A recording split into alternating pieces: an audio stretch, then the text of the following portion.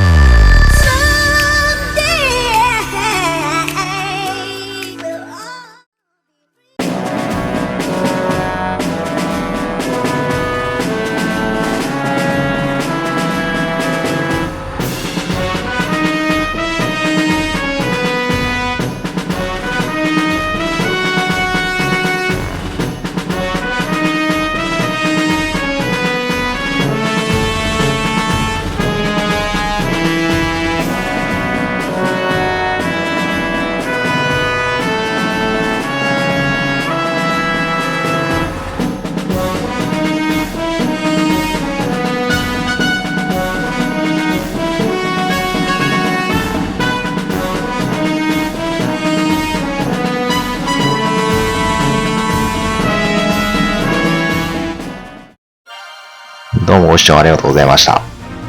久しぶりのマーベル工作動画でしたけどね、前に使った車の LED がたくさん余ってたんでね、思いつきでプラ板とアルミ板を使ってアークリアクター初期型のやつをね、作ってみました。今回もね、うまく作れたんじゃないでしょうか。またよかったらね、車の動画とかも上げてますんでね、そっちの方も一回見てみてください。ではまた面白い動画ができたらアップしたいと思います。ご視聴ありがとうございました。いやー、次のマーベルの映画も楽しみです。まだまだ先ですけどね。